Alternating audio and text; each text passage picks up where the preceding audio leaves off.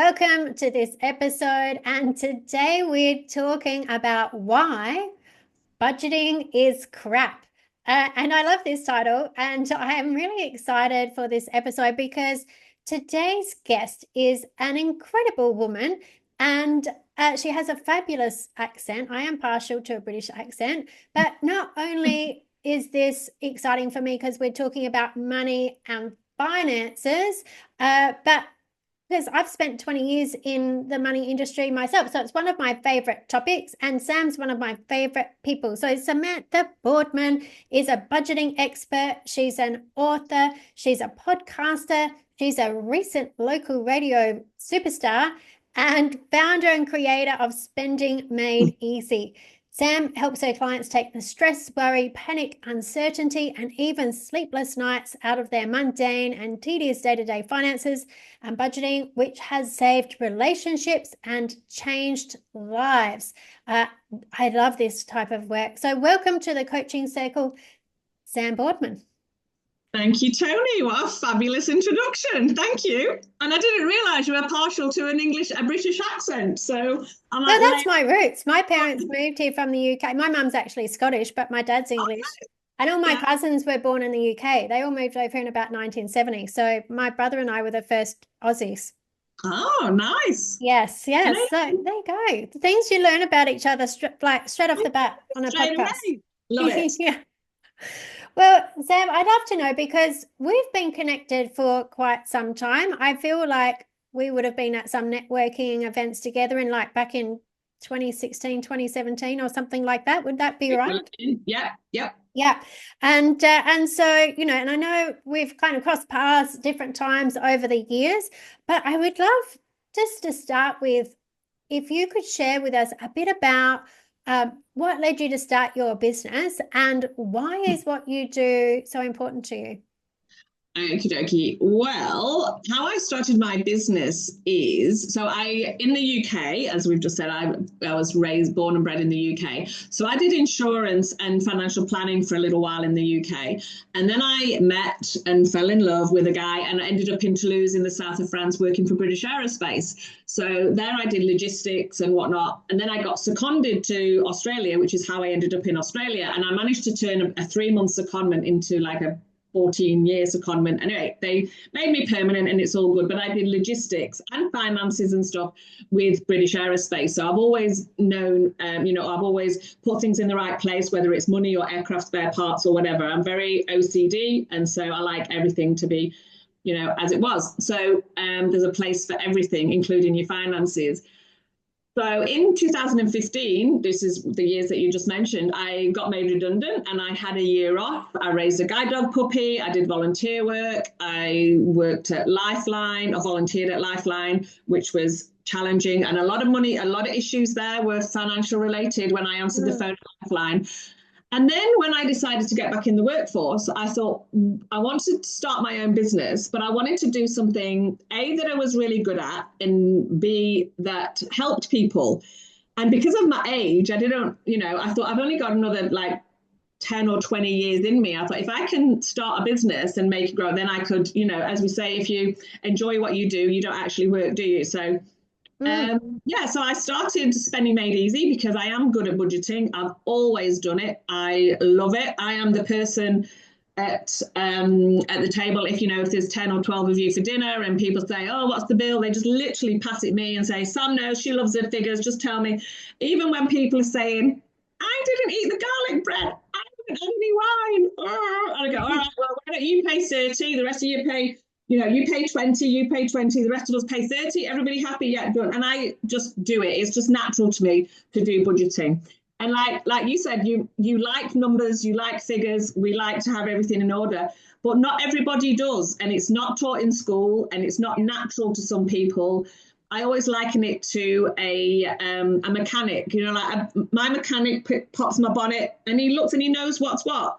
I do not know what's going on under a bonnet, and sometimes people look at their finances and don't know what's going on, when really for me, I love it, it's easy, and I love it when people say to me, I'll be your worst client ever, because I go, let me at you. I think that is so good, and I can definitely back that. I did there was a time I had a job that was around doing some budgeting, and I remember we had like suicide training or mental health type training. Yeah. I'm not sure what the proper term is for it, Yeah. literally because it wasn't uncommon for people to be in that bad a financial position that they would be calling in saying, well, if you can't help this, you know, Yeah. I don't know what I'm going to do with myself. And so it is a big, big stressor for a lot of people. And I Yeah. think, one of the things we were talking about just before is like you mentioned as well, like I've got a big background in banking and finance and all those kinds of things. And I think even as a little kid, like maths was my strength. Yeah, Um, me too. yeah, and I just got numbers. It just made sense for me how things fitted in.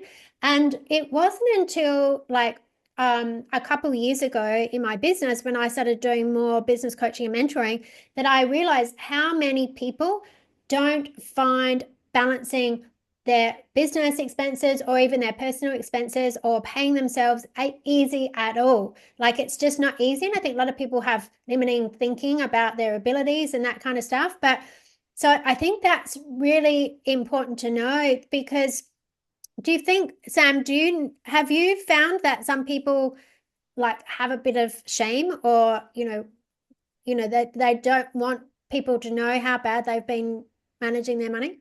Yeah, absolutely, absolutely. There's that. I think that would be one of the a big reason why people don't sign up with Spending Made Easy, because there is a certain amount of shame attached to it. And I always say there is no shame in asking for help. Like I go to the mechanic to fix my car because I don't know, I haven't Yeah. learned how to.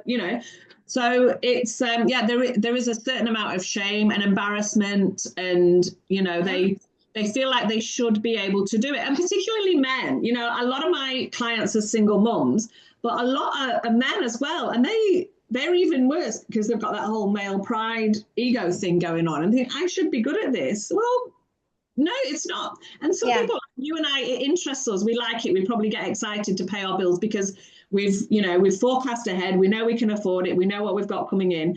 So Yeah. there's no surprises. Whereas I think a lot of people bury their head in the sand, and often things get worse and worse and worse. And then they reach out and go, oh, Sam, can you help me? And then because it's all worse, they go, oh, I'm ashamed of that. But you have to show me that so I can help you. I'm sure you do it with your clients, unpacking stuff. That's what I do. I unpack. It's like a jigsaw. I always Yeah. like a spending plan to a jigsaw. You might think all your pieces are all over the place. Your finances are all over the place.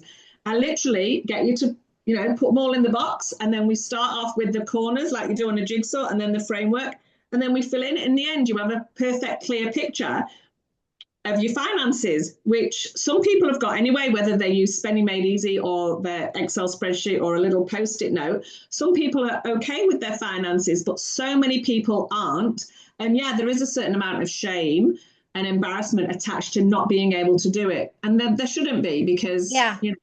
Well, and I it's, think that's the really important thing because obviously, like when you come to a coach, and I'm sure this is the same for you, like I have in my coaching agreement that everything is purely confidential. And I always stress to my clients that I'm not in any way, I've got no intentions of judging you about anything. I know you're an amazing, fantastic person. We're just sorting this stuff out. And I think that's the problem with shame often is that it seems a lot worse for people when they're keeping it to themselves. And in fact, when they actually share it and then realize like nobody's making any judgment on you about that, and now actually you've got a way to sort it out, that yeah. it completely changes things, right? Yeah, exactly, exactly. And they think they're the only one who's rubbish at their budgeting. And I think, do you know what? If I wouldn't have a business if you were the only one, because I'd only have one client, and I've got hundreds. So Yes. yeah, it's just all, and it's the same system. You know what I mean? It's the same. That's all you do with your budgeting. There's money coming in and there's money going out, and sometimes you transfer to your savings account or whatever. To Yeah. me, it's simple and straightforward, and probably to you, but to other people, they just get overwhelmed because they've let things build up and they've ignored it, Yeah. and that's when it gets worse and worse, and that's when you get the whole, like, oh, I can't afford to do this. I'm too ashamed, I'm embarrassed, and it's like, can you afford not to really? Because Yes. Yeah. you can help. Absolutely. And I think the other thing that's really good about what you do, Sam, is because I have the software as well. And it's not because I'm bad with money at Mm, all, but I've got my own business. My partner's a FIFO worker. We've got investment property. Like there's multiple things going mm. on. And it's like I think it's just smart to have a tool that you can plug all of that stuff into and see where you are. Exactly, exactly. We've got clients who earn $300,000, $400,000 a year, and they don't, people don't, you know, manage their money, or there's this assumption that, if you hire somebody to help you with your budget or with your finances, that you haven't got much money, and Yeah. far from it. I've got multiple clients who are quite wealthy and just want a little bit of order in their life. Yeah. And you know what? Sometimes I used to see that actually when I was in that budgeting space, is that sometimes people would literally come in and go, um, oh, I don't know what the problem is because we make good money, but they're just in this space of like, we make good money. So our kids are in private schools. We've got a couple new cars on leases. We've got, this, everything else. And it's just like, yeah, that's where all your good money is. It's like, Yeah. it's taken up, but it's just that thinking as well, isn't it?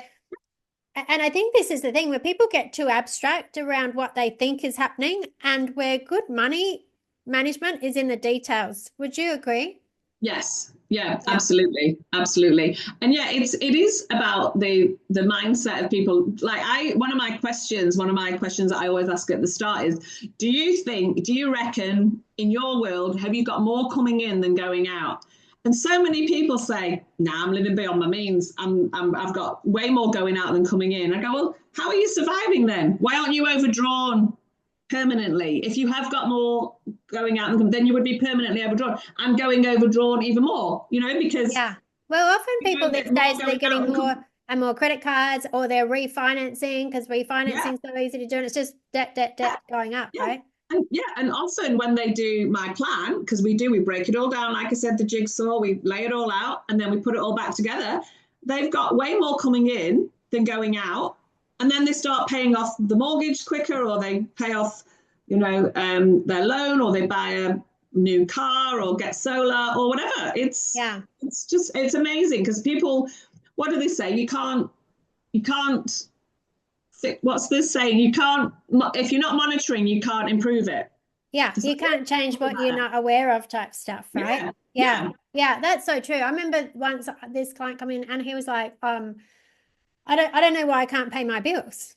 Right. And then start looking at what he was spending money on. And he was buying like a packet of cigarettes a day, which was like at that time, I think like $50 a packet. I think then they're yeah, possibly more than that now. So it's like, well, you're spending like 300 and well, however much that was. No, it was like 50. What's that? 350, isn't it? Seven yeah, times. Yeah. It was like yeah, $350 a week that was yeah, going on cigarettes. And I imagine that stuff's not uncommon. And I think the thing is, it's like not to shame anybody about what they're spending money on, but actually, if you were aware, like this person, once they actually aware how much that was adding up to a week, they're like, oh my God. yeah. Yeah. And Yeah. it's people will start changing habits, with Yeah. even with streaming devices, like with streaming systems, they'll say, oh, I've got, yeah, and what have you got? And then they go, oh, I've got Netflix, I've got Stan, I've got this, I've got that, I've got the other. And then when you add it all up, just the streaming devices, go, oh my God, I'm spending like $80 a month on streaming devices. I only watch Netflix once a week or Yeah. something. And then they start going, oh, I'm going to get rid of them because I'm not using them. Yeah. People they don't. I sometimes think there's no don't not that they don't care, but I think that they ignore it and it's Yeah. just a blur in the background, and that because there's money in the bank, they'll spend it and they go, oh yeah, there's yeah. So one of a few of my blogs I've written. One of them is stop treating your available bank balance as your available bank balance, because it's not. People go, oh, I've got $300, therefore I can spend $300. No, not if there's no food in the fridge, or your car needs fuel, or your kids need new shoes. Yeah. You Or haven't got your $300. Rejo is about to come in next week, or like, yeah. Exactly, Yeah. exactly, yeah. Yeah. Yeah. That's really interesting. And I think as well, I really believe I'd love your insights on this, Sam, but I think, there's a saying that goes something like, hard times create strong men create easy times, and easy times create weak men, and then weak men create hard times. Oh, And wow. and it's like a cycle that we sort of see in lots of kinds of things. And I think if we look back over the last sort of century, and when there was like wars and depressions and things like that, like people were very much more conscious of their money and like recycling things, and like cooking and doing all that kind of stuff. And then we moved into like where credit started being available in like what, the 80s. Yeah.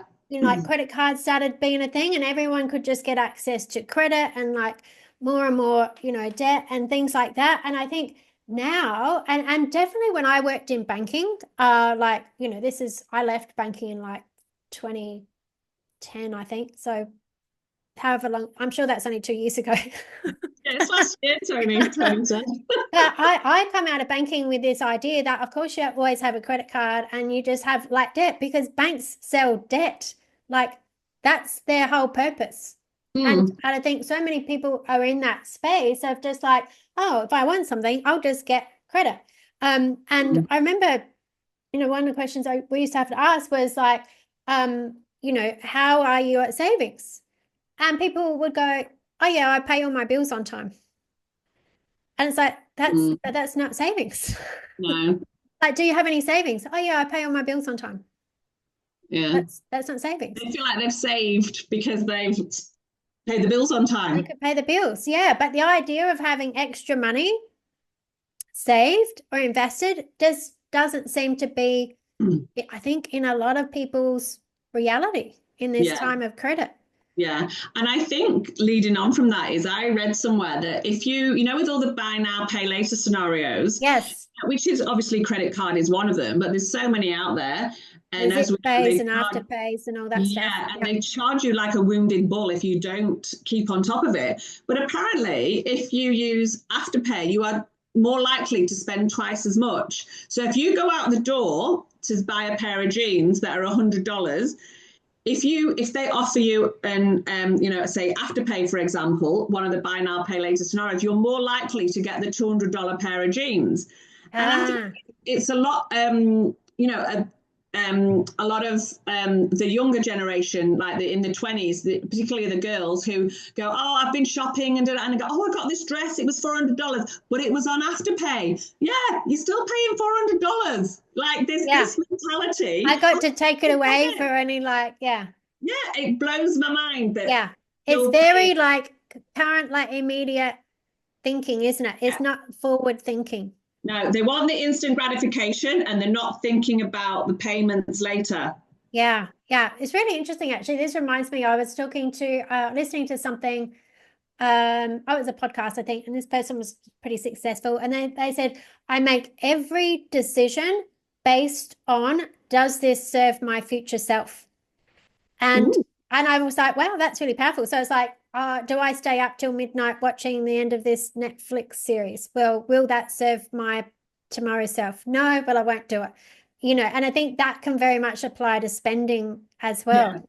yeah, yeah. I often suggest to my clients, and I got this from Weight Watchers because I'm a lifetime member of Weight Watchers, is think about it or sleep on it or think about it for an hour. So if I want, if I have chocolate, I like a Mars bar. I love a Mars bar. That's my go-to if I have chocolate. I Don't used have to it be a bit of a and I Mars will bar eat fan. it. Yeah, Hey? I used to love a Mars bar. Yeah, right. But if you go to Weight Watchers, they say to you, if you want the Mars bar, I think I'm craving a Mars bar, I'm craving a Mars bar. Go, don't have the Mars bar. Say, I'm going to rethink that in an hour. Just park it, and then you can have the Mars bar in an hour. And the chances are you forget about the Mars bar. Right. Yeah. The amount of times I've gone, oh, I've got a Mars bar in the fridge. Yeah, I'm going to have it, going to have it, going to have it. No, I'm going to wait an hour. And then you go the next day and go, oh my God, still there. It's because you thought about it, you didn't really want it anyway. And it's the same with your spending. I always think if you're going to go and buy a $200 pair of jeans, the chances are they'll be there tomorrow. Just go, do I need them? Think about it, sleep on it. And if you just like give yourself chance to not have the buyer's remorse, because people do. Yeah. People buy stuff all the time and then take it back and whatever.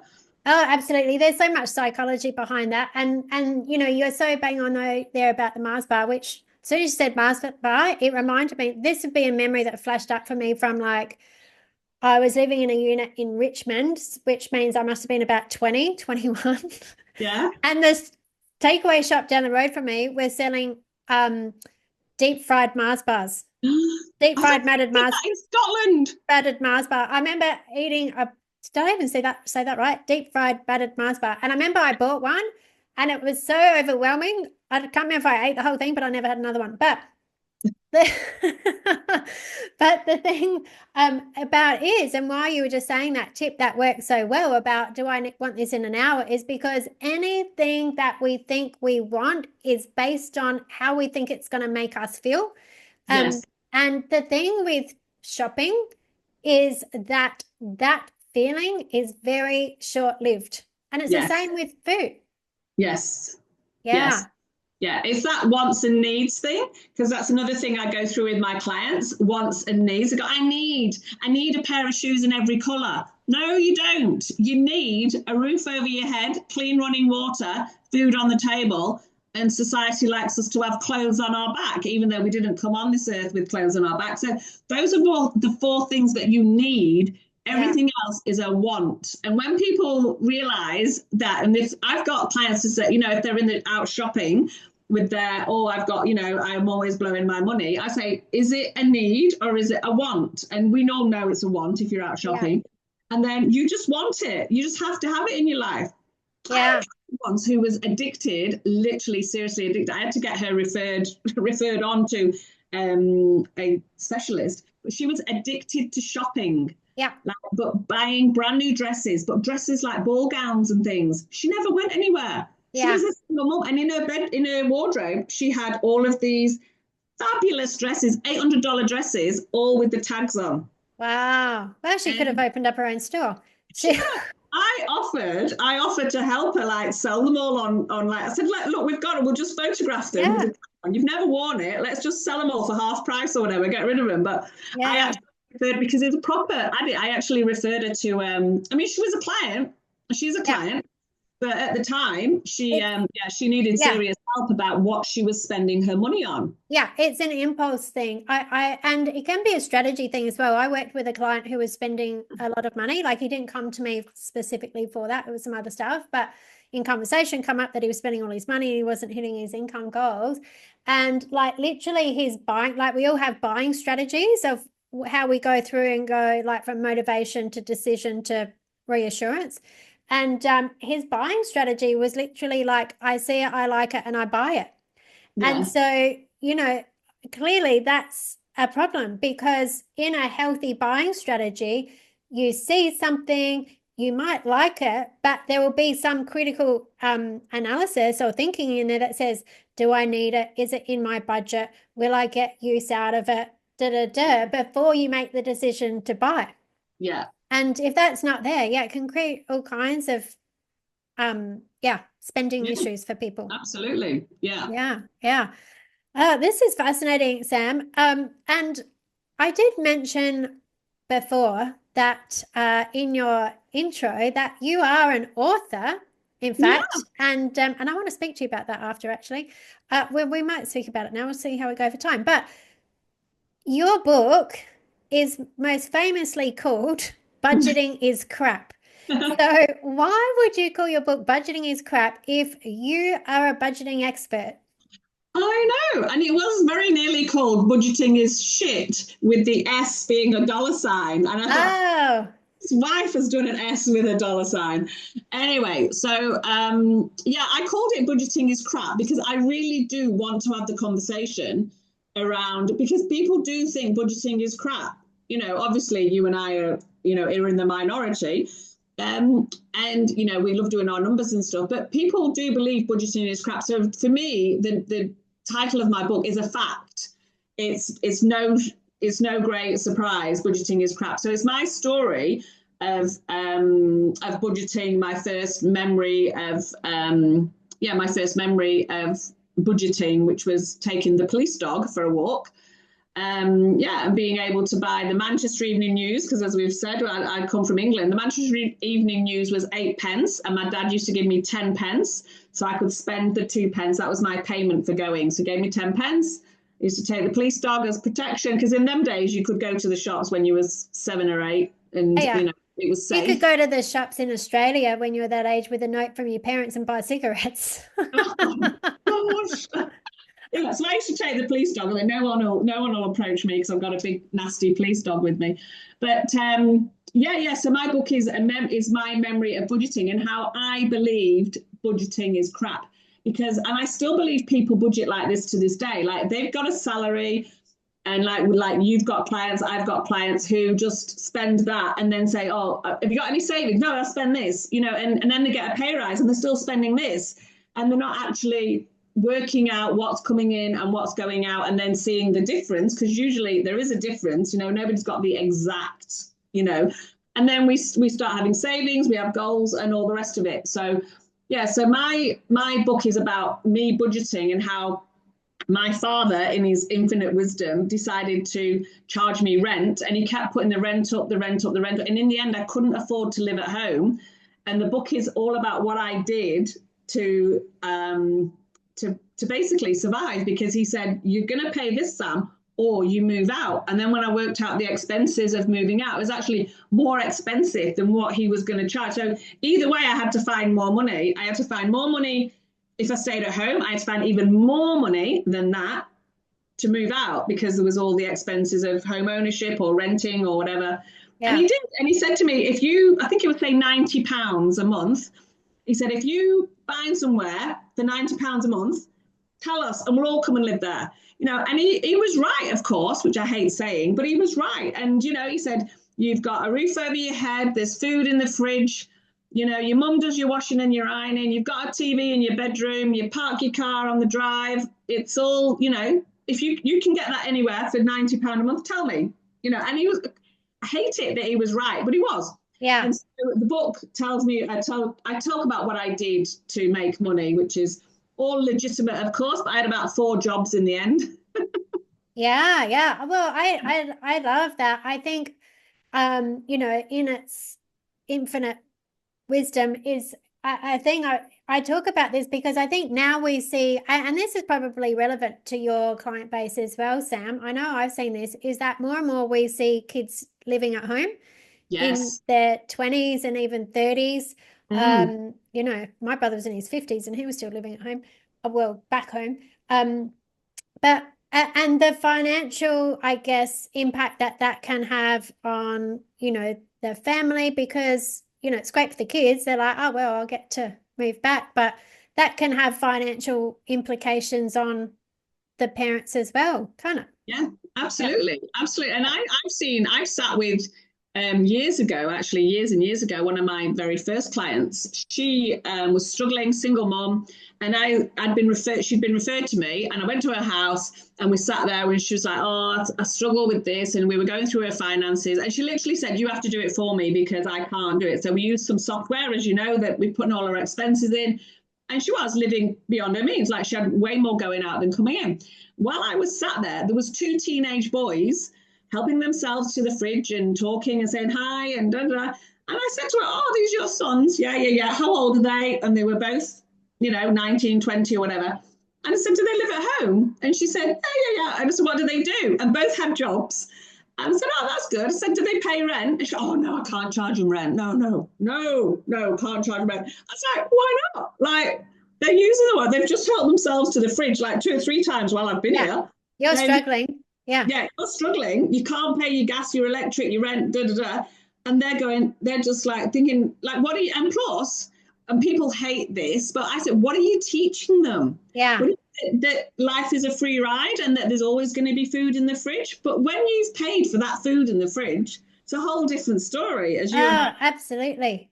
Anyway, so while I was there, she said to the boys, hey boys, what do you think about charging? And they go, we're happy to charge. You just never asked us, so we're not. And then she goes, right.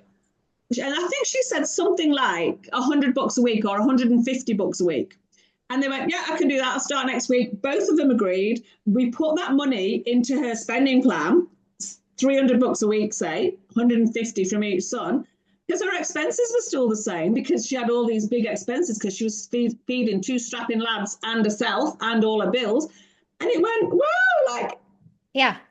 but Problem people, solved. Yeah. yeah, yeah, but people like are, are shy around asking for rent from their kids, and they feel, and I can't talk because I haven't had children, but my philosophy on this is coming from the child who got charged the rent, not Yeah. the parent who wants to charge it. So I'm the one who learned from it, and I believe it works. So Yeah. yeah, so sometimes people say, "Oh, what do you know? You haven't had kids." I haven't, but I firmly believe that if I did, I would charge them rent. My Yeah. nephew came over here and lived with me for 6 weeks, and he said, I want to pay rent. You know, I'm going to be here. I'm going to be using, you know, your water. I'm going to use the room. I'm going to, you know, eat food and live here. I've got a roof over my head." And he did. He paid me weekly. But then at the end of when he left, because I put it all away because he was traveling, I put it all away and then I put it back in his bank account the day that he left Adelaide. And he's going, "Oh, you didn't have to do that." And I said, "Yeah, but you paid. That's my gift to you. I'm giving it." But I didn't tell him at the time. And I Yeah. think a lot of parents do that. They'll say, it's like enforced savings. They say, "I'm going to charge you £200 a week. Yeah. I'm going to put it away for you. And then when you leave, I'm going to give it you." And it'll either be a deposit or Yeah. contribution to a car or whatever. Yeah. But It is, yeah, and I think it is a great motivator because I think when, you know, kids have it too easy, should I say, like there's less motivation often for them to get full-time work or to like really think about their career. They're kind of in this space of, oh, well, you know, when I get to whatever age yeah, they think. yeah, And it's just different times. And even like I've seen, you know, people that are paying their kids insurance or they're paying their mobile phones or they're paying, you know, all that kind of stuff. And I think, yeah, it's no wonder kids live at home for so long. there too. If I could get away with not doing anything, they're like, they go, "Oh my, you know, I've done parents' finances." They go, "Oh, I have paid for that phone." There's like mobile number one, number two, number three, because it's theirs and then the two kids. And Yeah. I go, "What are you paying all this money for? They're earning money. Why aren't they paying their own mobile phone bills?" Yes, yes. Well, there's a lesson in that for everyone, I think. And so, Sam, I think we could keep talking about this all day, but there's a couple of questions that I just want to ask of you because, like, I know that the majority of your clients are like personal people, like they're sort of uh, job, what is the job earners? Is that even a term? I'm Yeah, so used to talking about business owners, but they're employees. working normal, you know, jobs or having, you know, benefits or whatever, you know, their income is coming from. Um, but there are a lot of business owners that do listen to this podcast, and you know, certainly I help people out in their business around how they manage finance, but it's an important thing, I think, for business owners as well, isn't it? Because especially like, you know, I think one of the things that I find with people in business is often if they haven't sorted out their business finances, they're not paying themselves a regular kind of amount, or sometimes even know how much they need to be paying themselves Mm. to cover all your bills. So, you know, with your system, and I'd be interested, does it actually work for people's business expenses and things like that as well? Yeah. Or does it only work on personal finances? Oh, no, it absolutely works for business as well. I mean, my business is aimed at, you know, individuals and people. But if people, you know, and your general day-to-day finances, your gas, your electric, whatever. Yeah. But basically, a spending plan is just it's an Excel spreadsheet on steroids, really. So I do. I mean, I've got my business detail, you know, all my business expenses in my spending plan, and a lot of my clients have. So yeah, it definitely was, because if you've got a business, obviously you've got business expenses and you've got incomings and outgoings of your business. Just put it in the spending plan as you would your personal spending, your gas, your electric, your rent, your rates, your mortgage, whatever. Yeah.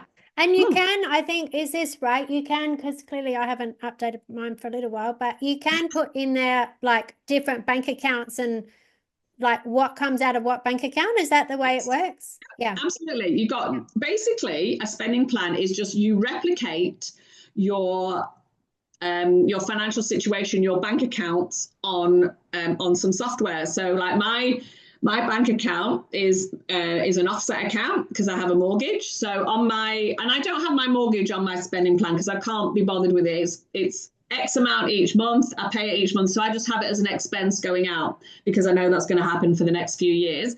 And then, so I just have my offset account, and then I have it handles credit cards really well, and and your savings account, and then I have my business as well. And it's because all my business expenses go out of my business account. It will tell you exactly how much you need to have coming in and how much you need to earn. It's really good. It's not only good for monitoring what you're doing now and what how you've ended up where you are kind of thing, but it's also good for projecting. So if you I know you're going on retreats and stuff in the future, so later on this year, so you'll have flights to get and accommodation, and you're going to get paid, I assume, at some point. So you would put in whatever your income is for, you're charging for whatever, and then you've got flights and accommodation, and you might want to buy some new clothes to go there. And you just put it all in your spending plan in the future, because you might not be buying stuff now or getting flights now. You're going to do it in the future. And that's what a spending plan does. It will show you, and then it will tell you how much you need to be earning. So it works with business and personal as well.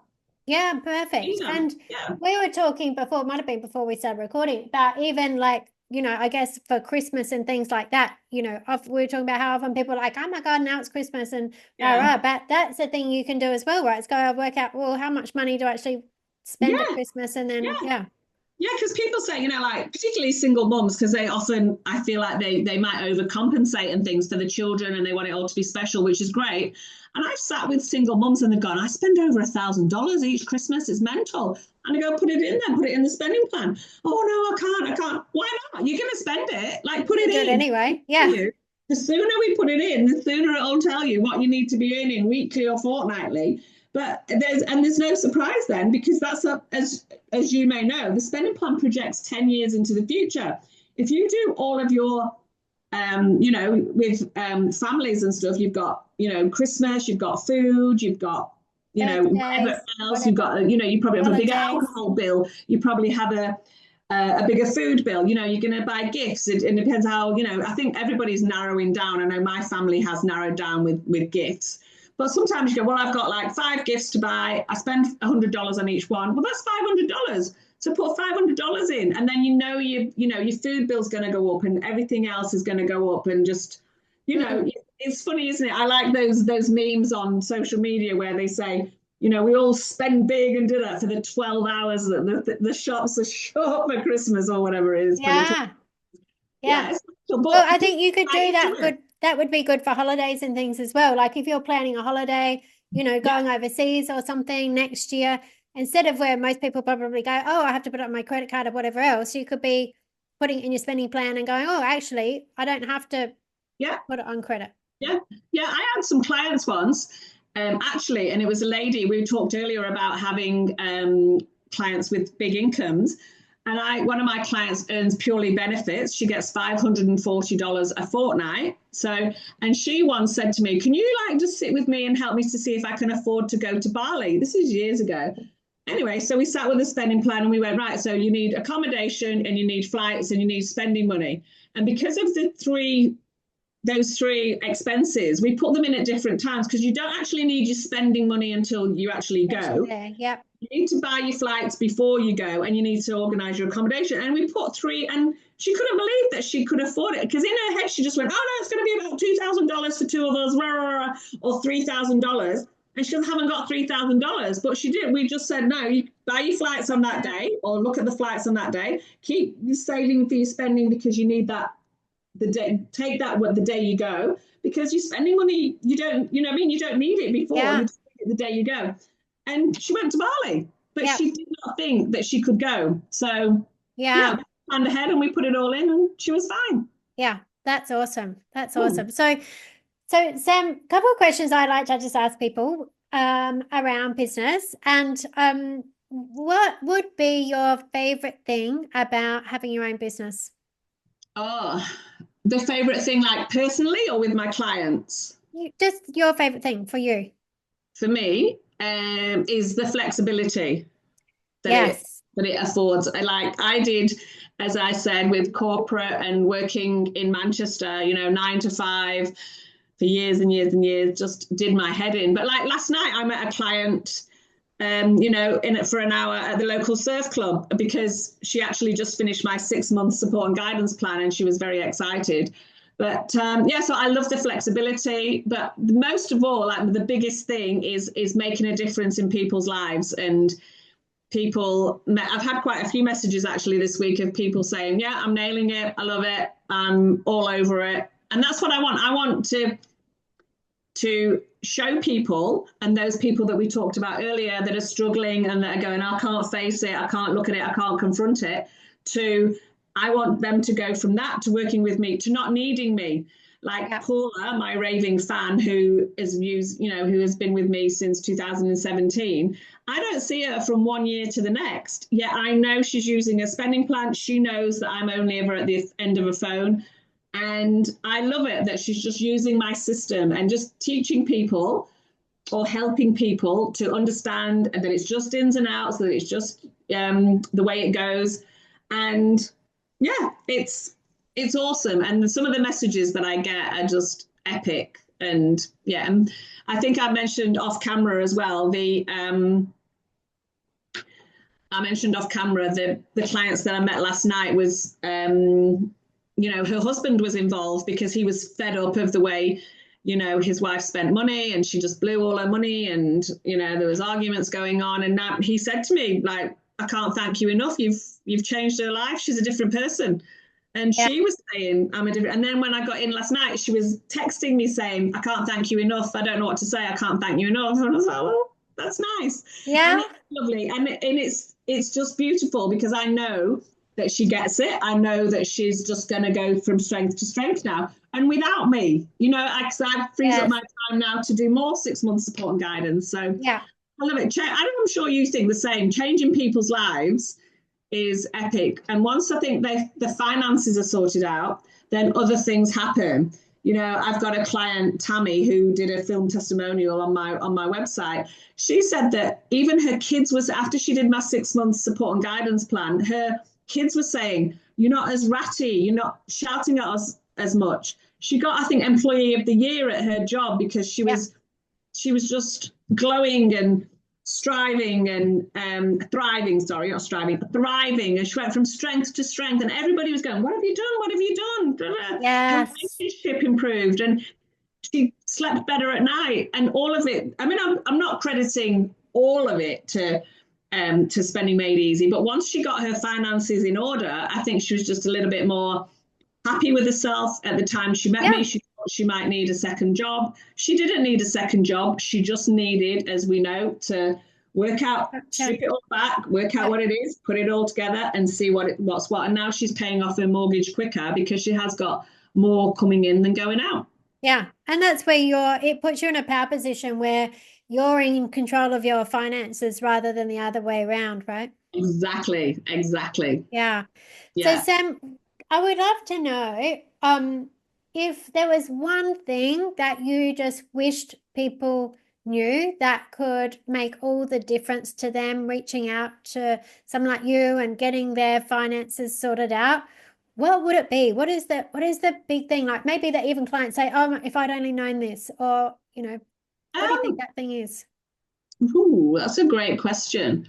Um, I think that what I would like to say to the people who are doubting is that it's worth it. Just exploring it is worth it because people just have this aha moment going, oh my God. And I can't tell you how many people said to me, I wish I had this sooner. I wish I had this Yeah. earlier. I wish I'd met you 10 years ago. That's what Paula said. I wish I'd met you 8 years ago. And Yeah. yeah, so yeah, it is worth it, and it is life That's so changing. true, though. I think what you just said then, for any type of help, like I've never had anyone say to me, geez, I'd wish I'd waited a bit longer. Like Yeah, never. yeah. They I wish always I'd go, I struggled a wish bit I'd come in longer. sooner. Yeah. Yeah. I wish I'd struggled a bit longer. Yeah. And yeah. Because I had a client once, a friend of mine, a lovely friend of mine, and she was arguing. This is years ago. She was arguing with her husband over money. They were living beyond their means. He was a smoker, getting back to smoking. She was arguing with him about how much he spent on cigarettes. The child was in private school, all the rest of it.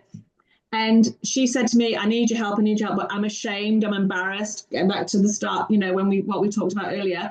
And she said, I really need your help. And I said, let's do it. Let's do it. She said, I can't, you're my friend. I said, no, I'll put my business hat on and you put, your client hat on, and then we'll go through it. Anyway, she procrastinated for 6 months, didn't do a thing. In the end, she was still fighting, still arguing, she was leaving him. She was going to leave him. There was no there was never going to be harmonious. They were fighting like cat and dog.